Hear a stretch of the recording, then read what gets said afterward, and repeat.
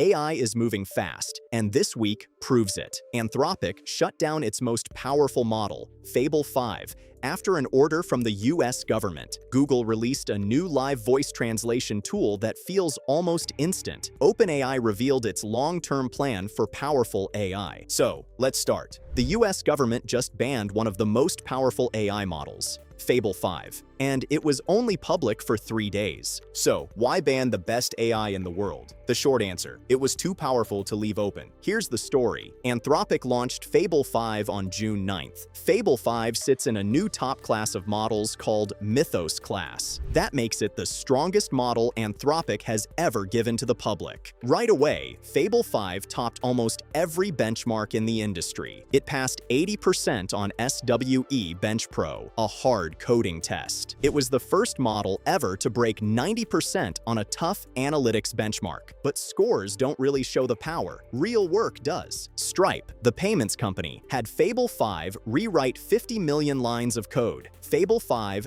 finished in 1 day. A human team would have taken more than 2 months. Scientists used the same model to design new drug proteins 10 times faster than normal. Fable 5 is not a simple chatbot. It works at the level of a skilled professional, and one of its skills is the dangerous one. Fable 5 has the strongest hacking ability of any AI on Earth. It can scan software, find weak points, and figure out how to break in. That talent protects systems when defenders use it. It threatens systems when attackers use it. That is the core fear. A tool this capable in the wrong hands becomes a cyber weapon. That's why Anthropic split it in two. Fable 5 is the public version with safety filters. Ask Fable 5 something harmful, and it refuses, then passes the request to a weaker, safer model. The second version is Mythos 5. Same model, filters removed. Mythos 5 went only to trusted cyber defenders working with the government. Then someone got past the filters. Amazon's researchers said they jailbroke Fable 5 and pulled out cyber attack information. A jailbreak just means tricking the AI into breaking its own rules. Amazon reported it to the US government. The twist? Amazon is Anthropic's largest investor, with more than $13 billion at stake. The government moved within hours. It used export controls, the laws that keep sensitive technology away from foreign hands. The order blocked all foreign nationals from the models, even foreign staff inside Anthropic. The company could not filter that fast. So Fable 5 and Mythos 5 went dark for everyone, everywhere. Anthropic disagrees with the order. The company says the jailbreak was small and only exposed minor, already known flaws. It says rival models like OpenAI's GPT 5.5 can do the same thing. Anthropic calls it a misunderstanding and wants the models back. But step back, and the lesson is huge. AI is now strong enough that the government treats it like a weapon.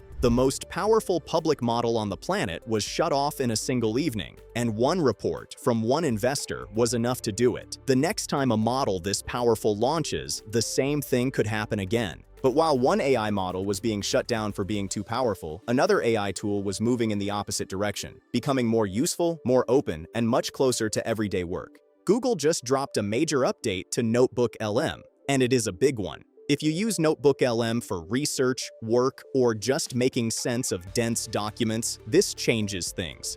Let's start with what is under the hood.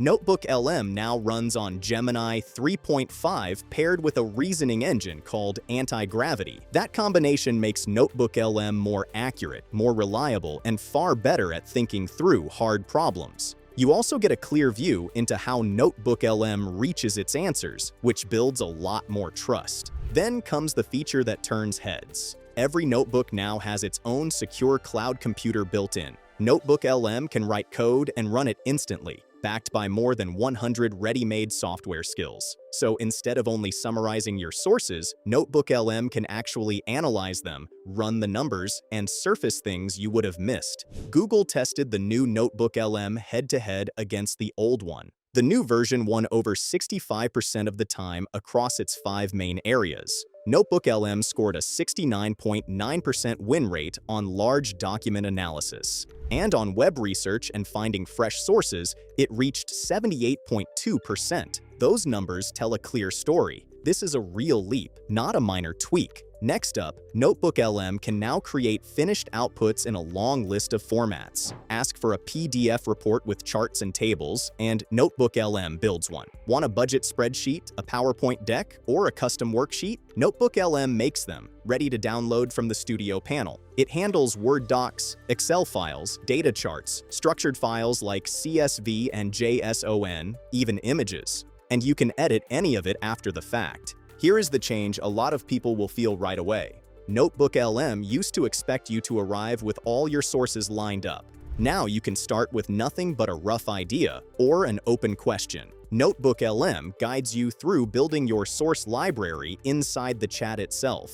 It can search Google, pull in high-quality sources, and drop them straight into your notebook. You stay in control of what makes the cut, so everything stays tied to sources you trust. What does this actually unlock? Take a data analyst juggling reports from several countries, each with conflicting formats. That analyst can ask NotebookLM to find the missing context online, write code to crunch the data correctly, then deliver charts and a polished PDF report. Or take a program manager staring at a wall of technical specs. NotebookLM can turn that mess into a clean guide, a slide deck, and a step-by-step roadmap for the whole team. So why should you care about all this? Because NotebookLM just crossed a line. It went from a tool that helps you read to a tool that helps you do. The distance between a question and a real, finished answer got a whole lot shorter. This is one of the more useful AI updates we have seen in a while. NotebookLM did not just get faster. NotebookLM got capable in ways it simply was not before. If research is part of your life, this one is worth a serious look. And this is where the bigger pattern starts to appear. AI companies are no longer just launching smarter tools. They are starting to explain what kind of future they are actually trying to build. OpenAI just laid out its plan for the future, and it comes down to 3 big goals. The plan comes from CEO Sam Altman and Chief Scientist Jakub Pachaki. Sam Altman compared AI to electricity 100 years ago. Back then, electric power slowly changed ordinary life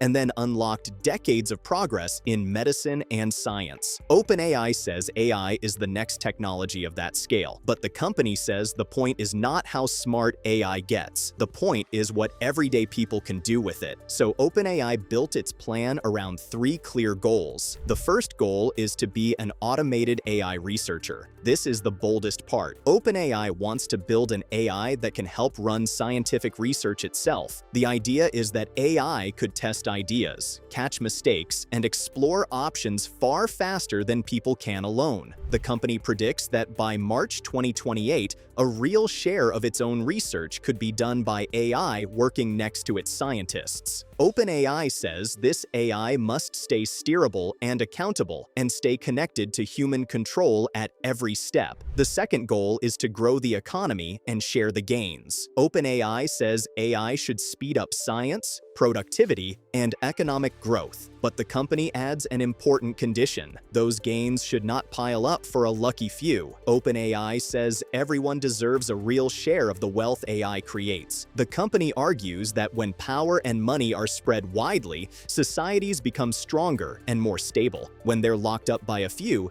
things get fragile. The third goal is a personal AI for every person on Earth. This is the part aimed straight at you. OpenAI wants to put a capable AI in the hands of every single person, anywhere. Not a watered-down version for most and a powerful one for the rich. The company says people should be able to use AI as much as they need in whatever way they choose to chase their own goals. So how does OpenAI plan to pull this off? The company says it is entering its third phase. The first phase was pure research. The second was building products people actually use. The third is about making AI cheap, safe, and simple enough for everyone to benefit. OpenAI calls raw power only part of the job. The harder task, it says, is turning that power into tools normal people can use to improve their lives. But OpenAI is not only optimistic, it also raises a warning. The company says powerful AI must stay safe and under human control. It says fully automating everything would be both empty and dangerous, and it expects countries to need new ways to work together. OpenAI even repeats a long-held idea, a global organization that could coordinate AI work and slow things down when the risks get too high. That's the full plan in 3 goals. Build AI that speeds up research. Grow an economy that shares the rewards. Give everyone their own AI. OpenAI says if it gets this right, the result is a future where many people benefit, not just a few. Whether it delivers is the story to watch. Google just released an AI that translates your voice into another language while you're still talking. It's called Gemini 3.5 Live Translate, and it works in over 70 languages. Most translation apps work like a walkie-talkie. You speak, then wait. The app waits for you to finish, then translates, then the other person replies. It's slow and stiff. Gemini 3.5 Live Translate does not wait. It translates continuously as you speak, staying just a few seconds behind. The result sounds smooth, with no awkward pauses. Live Translate keeps your voice's character. It copies your tone, your pace, and your pitch, so the translated speech still sounds like you and not a flat robot. It also detects the language on its own. Google says Live Translate handles more than 70 languages. Inside Google Meet, that's a huge jump from the old limit of just 5. It can now manage over 2,000 language combinations in a single meeting, instead of only translating to and from English. And across all of Google's products, more than 1 trillion words are translated every month. Here's how you can use it yourself. Live Translate is rolling out in the Google Translate app on Android and iPhone. On Android, there's also a new listening mode. You hold the phone to your ear like a normal call, and the translation streams straight to you. That's handy when you want to hear a translation privately and don't have headphones. So why does this matter? Because real-time conversation across languages has always been clunky. This makes it feel natural, like having a human interpreter in your pocket. For travel, business calls, classrooms, or talking to a doctor, that's a real change. Developers can also build it into their own apps through Google's tools. Every piece of audio the model creates carries a hidden watermark called Synth ID. You can't hear it, but it marks the audio as AI-made. Google says this helps fight misinformation by keeping fake audio detectable. Gemini 3.5 Live Translate is live now across Google's apps. After 20 years of Google Translate, talking to anyone in almost any language just got a lot closer to real. AI is moving fast, from banned models to smarter research tools, personal assistants, and real-time translation. Tell me in the comments which update surprised you the most. And if you want AI news explained without the hype, subscribe to the AI Nexus. Grok 5 was supposed to launch months ago, and the delay is now setting up one of the most anticipated model releases of 2026. This version could reach human-level intelligence, something no major AI lab has dared to publicly claim. Behind it is a 6 trillion parameter model with a larger 10 trillion variant also reportedly in training. It runs on Colossus 2, an $18 billion supercomputer that draws more power than some entire cities. And the real shift goes deeper than scale, because Grok 5 is built around new architecture, real-world video data, and a multi-agent system designed to push past everything before it. Let's start with the release date, because the timeline has become a story of its own. Grok 5 was originally planned for late 2025. That window slipped to Q1 2026. Q1 came and went. Now, XAI is officially pointing to Q2 2026, and even that is not certain. The prediction market Polymarket gives only a 33% chance that Grok 5 ships by June 30, 2026. For a model this hyped, that is a surprisingly low number. But the delay is not happening because something went wrong. In November 2025, Musk confirmed the slip was a deliberate decision. XAI chose to make the model significantly larger before release, which means more training time, more compute, and a much longer wait. That choice tells you everything about how much XAI is betting on this version. The company is willing to lose months in the race just to ship something bigger. And the closer the release gets, the louder the AGI claims become. Musk has stated directly on X, in just 2 words, Grok 5 is AGI. No hedging, no qualifiers. At the Barron Capital Conference in late 2025, he gave a more careful version, saying there is a 10% and rising probability that Grok 5 reaches human-level intelligence. The two statements do not exactly match, but together they show how aggressively Musk is framing this release. No other major AI lab is making claims like this in public. Do you think Musk is genuinely confident Grok 5 will hit AGI, or is this another hype cycle? Tell me below in the comments. Grok 5 is built on a mixture of experts architecture with around 6 trillion parameters. That is roughly double Grok 4's estimated 3 trillion. XAI is also reportedly training a 10 trillion parameter variant in parallel, which would make Grok 5 the largest publicly announced AI model by parameter count. Parameter size alone does not equal intelligence, but it does signal what XAI is willing to spend to find out. Training a model this large requires infrastructure most companies cannot match. That is where Colossus 2 comes in. Colossus 2 is XAI's supercluster in Memphis, and it is the first gigawatt-scale AI training facility in the world. It runs around 550,000 NVIDIA GB200 and GB300 GPUs and draws 1.5 gigawatts of power, which is enough electricity to run a city of 1.5 million people. The total cost reaches around $18 billion. For comparison, OpenAI's Stargate project targets 500,000 GPUs, and Google's TPU clusters sit around 100,000 equivalent units. Right now, XAI is operating the largest single-site AI training installation on the planet. But Grok 5 is not just about scale. The architecture itself is a major shift. Unlike earlier Grok versions where vision was added on top of a text model, Grok 5 is natively multimodal from the ground up. It is designed to understand text, images, audio, and real-time video inside a single system, with temporal reasoning built into the core model. That means it does not just see images, it understands how scenes change over time, how objects move, and how events unfold. It also comes with a 1.5 million token context window. That is enough to fit near-complete codebases, entire books, or massive datasets into a single prompt. Compared to Grok 4's standard 128K context, this is a major jump and opens up workflows that were not really possible before. The next big shift is how Grok 5 actually thinks. Grok 4.20 already runs a 4-agent system with specialized roles.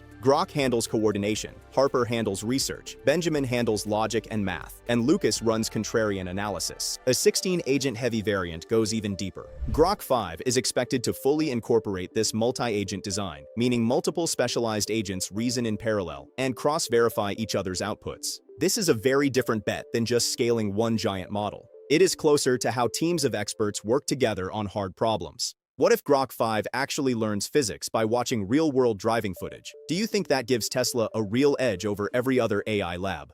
Drop your answer in the comments. That question is not random, because Grok 5 is reportedly being trained on something no other AI lab has access to. Beyond text and standard datasets, the model is training on real-time X data and billions of miles of Tesla full self-driving video footage. The idea is simple but powerful. By training on video prediction, Grok 5 may learn physics, object permanence, motion, and spatial reasoning in ways pure text models cannot. This is the Musk ecosystem advantage. Tesla generates the data, X provides the live signal, and XAI builds the model on top of all of it. The real question is whether all this is enough to actually catch and beat the current frontier. To be considered top tier, Grok 5 has to outperform Claude Opus 4.7, which sits at 94.2% on the GPQA Diamond benchmark. It has to beat GPT 5.4, which leads computer use tasks at around 75% on OS World. And it has to match or exceed Gemini 3.1 Pro on scientific reasoning. Grok 4 already beat GPT 5 on ARC AGI 2 with 15.9% versus 9.9%, so XAI has shown it can win specific benchmarks. The question now is whether 6 trillion parameters is enough to leapfrog all 3 rivals at once. That is where the bigger debate comes in. Many researchers believe scaling laws are starting to break. The old pattern was simple: bigger model, more data, more compute, better performance. But on reasoning benchmarks, returns are getting smaller. Grok 5 is essentially a real-world test of whether brute force scaling still works in 2026, or whether the era of bigger equals smarter is ending. If Grok 5 lands as a clear leap, scaling continues. If it underperforms, the entire industry will have to rethink the playbook. If scaling laws really are breaking, do you think Grok 5 will be the model that proves it or the one that disproves it? Let me know in the comments. That is what makes this release matter beyond just one model. Grok 5 is not only carrying Musk's AGI claim, it is also carrying the weight of an entire approach to building AI. If it works, XAI takes the lead in a way the company has never had before. If it does not, it becomes the moment the industry pivots away from pure scaling. Either way, the wait is almost over. And what comes out of Colossus 2 in the next few months may decide where AI goes for the rest of the decade.